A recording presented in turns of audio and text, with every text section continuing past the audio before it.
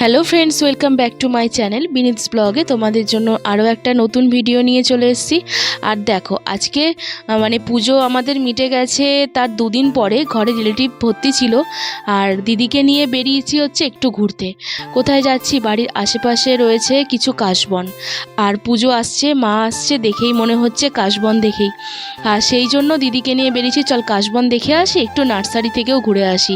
আর যখন নার্সারি থেকে বেরোচ্ছিলাম তখন দেখছি কাশফুলগুলো এত সুন্দরভাবে ফুটে রয়েছে, বেশ দেখে না ভালো লাগছে।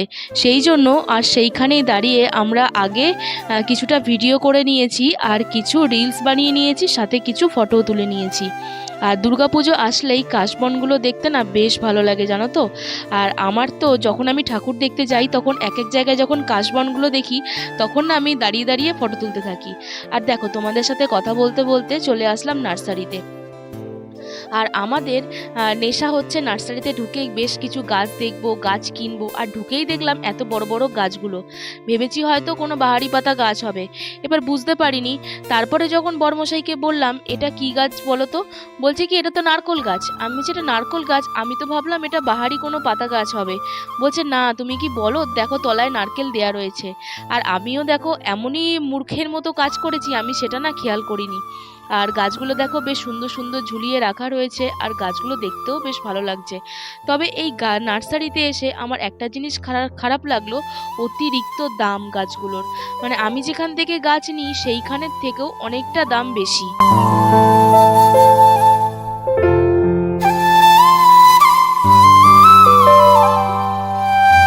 তারপরে যখন এসছি তখন তো কিছু না কিছু গাছ কিনতেই হবে, এ তো আমাদের একটা বড় নেশা।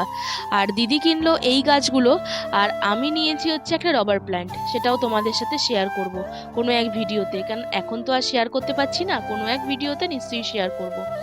আর বেশি গাছ নিইনি, আবার ওইখান থেকে চলে যাব অন্য একটা নার্সারিতে, কারণ বড়মশাই বলল সামনে আরও একটা নার্সারি আছে, সেখানের গাছগুলোও কিন্তু অনেকগুলো সুন্দর সুন্দর গাছ আছে, আর দামটাও মোটামুটি ঠিক আছে।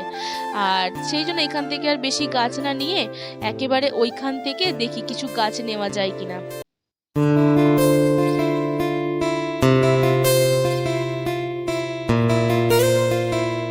তারপরে কিছু গাছ কিনে এখান থেকে চলে যাব হচ্ছে সামনে একটা মা কালীর মন্দির আছে, যেটা করলা কালীবাড়ি নামে খ্যাত। তোমরা সবাই হয়তো শুনে থাকতে পারো, মানে আমার যারা ভিডিও দেখছো তারা হয়তো জানতে পারো। সেই জন্য এখান থেকে যাব হচ্ছে সেই মায়ের মন্দিরে। আসল কথা, আমার তো আগে দেখা হয়েছে আর দিদির তো দেখা হয়নি, সেই জন্য দিদিকে নিয়ে যাব একবার সেই মায়ের দর্শন করাতে, আর মন্দিরটাও বেশ ঘুরে দেখার জন্য।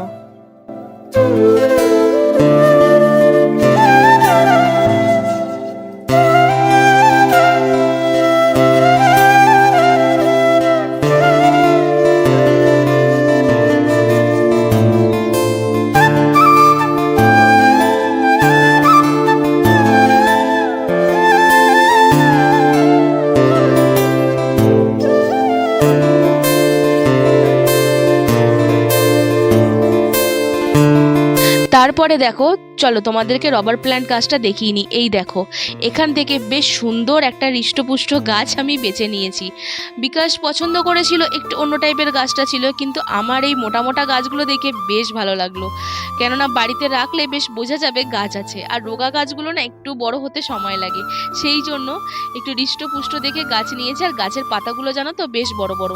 আর সাথে এই টেবিল কামিনীগুলো বেশ পছন্দ হলো, কিন্তু দাম যা বললো, সঙ্গে সঙ্গে সেখান থেকে পালিয়ে আসলাম, থাক অন্যদিন নেব। আর আমার ছেলে দেখো বেশ সুন্দর গাছগুলোর মাথায় হাত বোলাচ্ছিল, আর ও যাই জানো তো গাছের মাথায় হাত বুলানোর জন্য। আর দেখো, তোমাদেরকে নিয়ে চলে এসেছি সঙ্গে সঙ্গে করলা কালীবাড়িতে। আর মায়ের মন্দির কিন্তু বেশ জাগ্রত, আর অনেক পুরনো এই মন্দির। আর এখানে কালী পুজোর দিন বাৎসরিক পুজোটা হয় আমি শুনেছি, মানে এখানকার আশেপাশের যারা লোকেরা ছিল তারাই বলা বলি করছিল, যে জিজ্ঞেস করছিলাম এখানে বাৎসরিক পুজোটা কবে হয়, তারা বললো যে এখানে কালী পুজোর দিনকেই মেন বাৎসরিক পুজোটা হয়। আর মায়ের মুখটাও চলো তোমাদেরকে একবার দেখিয়ে নিই।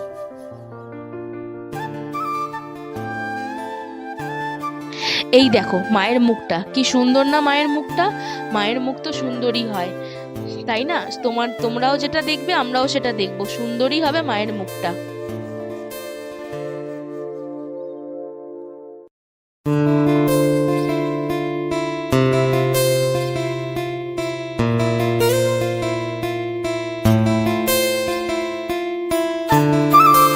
তারপরে মন্দিরের আশপাশটা একটু দেখে নিলাম কোথায় কি রয়েছে, মানে কোথায় বাবার মন্দির রয়েছে।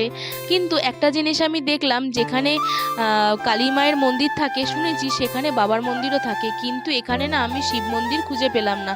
কিন্তু হয়তো পিছনে আশেপাশে রয়েছে কি সাইডে রয়েছে, কিন্তু আমি খুঁজে পেলাম না। আমি তো এখানে খুব একটা আসা হয় না, আর সেইভাবে আমি মন্দিরটা চিনিও না। এবার যেটুকু সামনে থেকে দেখলাম সেটুকুই আমি তোমাদের সাথে শেয়ার করলাম। অবশ্য থাকতেই পারে, হয়তো বাবা সাইডে হয়তো রয়েছে, সেটা হয়তো আমরা খেয়াল করিনি। আর মন্দিরের আশপাশটা না বেশ ভালো লাগলো।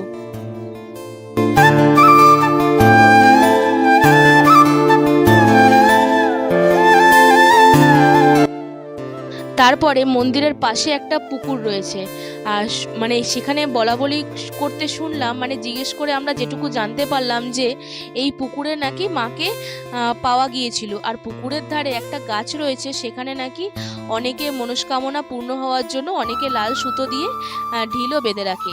তারপরে ওইখান থেকে গেলাম একটু শশা খেতে, আর এই গরমে রোদ্দুরে ঘুরে ভাবলাম আর চায়ের দোকান থেকে চাখরের মতো চা খেয়ে লাভ নেই, একটু শশা খাওয়া যাক।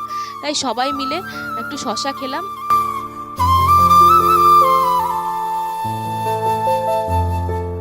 আর আমার বরমশাই দেখেছো বেশ দয়াবান, মানে বউয়ের কষ্ট বোঝে না তো কি আছে। শশা বিক্রেতার কষ্ট বেশ সুন্দরভাবে বুঝেছে, নিজে নিজেই শশাটা কেটে নিয়েছে। তারপরে চলে আসলাম আরেকটা নার্সারিতে, আর এইখানে নার্সারির গাছগুলো বেশ সুন্দর, আর অনেক ছোট ছোট বেশ ডালিয়া গাছও রয়েছে। ভাবলাম যে ডালিয়া গাছ কিছু নেব, কিন্তু ভাবলাম যে না, পরে পুজোর পর এসে একবারে নিয়ে যাব। আর এখন থেকে নিলে কীরকম কি যত্ন করতে পারবো না, কারণ এখন কাজকর্মের পরিমাণটা অনেকটা বেশি, সেই জন্য। তারপরে এটা হচ্ছে বিকালবেলার ভিডিও। ছেলের হচ্ছে একটা টিচার্স ডে নিমন্ত্রণ ছিল, সেই জন্য ছেলেকে দিয়ে চলে এসেছি ময়ূরপঙ্খী ঘাটে। ভাবলাম কিছুক্ষণ সময় কাটিয়ে তারপরে ছেলেকে একবারে টিউশন থেকে নিয়ে তারপরে সোজা বাড়ি ফিরবো। চলো, তোমাদের সাথে প্রত্যেকটা ভিডিও শেয়ার করলাম। ভিডিওটা কেমন লাগলো অবশ্যই কিন্তু কমেন্ট করে জানাবে। আর ভিডিওগুলো যদি ভালো লেগে থাকে আমার চ্যানেলটা সাবস্ক্রাইব করে দিয়ে আমার পাশে কিন্তু অবশ্যই থেকো। তো আজকের মতো ভিডিওটা এখানেই শেষ করছি। টাটা, আবার দেখা হবে নতুন কোনো ভিডিও।